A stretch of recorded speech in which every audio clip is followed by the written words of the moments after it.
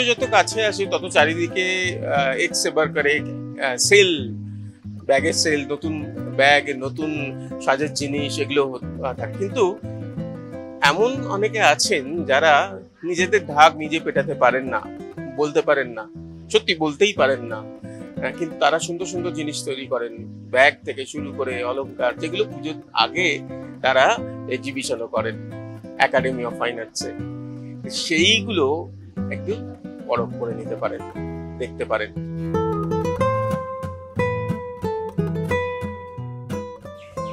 এই নতুন জামা, ব্যাগ, গয়না সব এই দিদিদের হাতে তৈরি। কেনাকাটা করতে গেলে অবশ্য ইশারা ইঙ্গিতেই করতে হবে।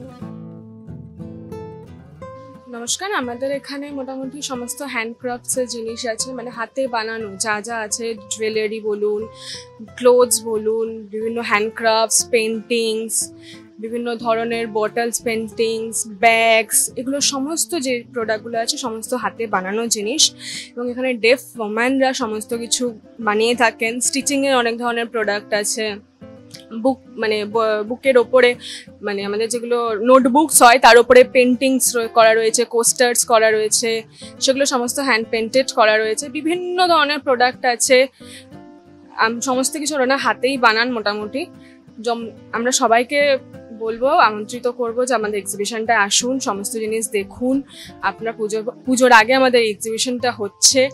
আমরা সবার কাছে এটাই অনুরোধ করবো যে এনারা সবার পাশে একটু দাঁড়ান।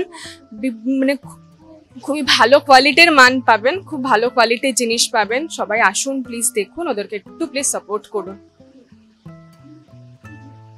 ওনারা তাহলে একটু খুশি হবেন। মুক বধির মহিলা সংগঠনের আয়োজনে এই পুজোর বাজার রয়েছে নানান সুন্দর সামগ্রী। হ্যাঁ, সবই এদের হাতে তৈরি।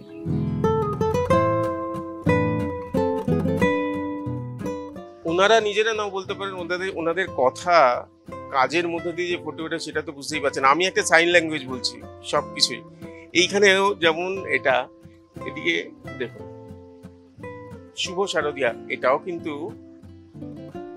সুতরাং ওনারা তো বললেনই, আরো একবার বলার যে পুজোর সময় একাডেমিতে এইখান থেকে নিলে দেখবেন এই হাত, দুল, এই ব্যাগ পুজোয় কথা বলবে।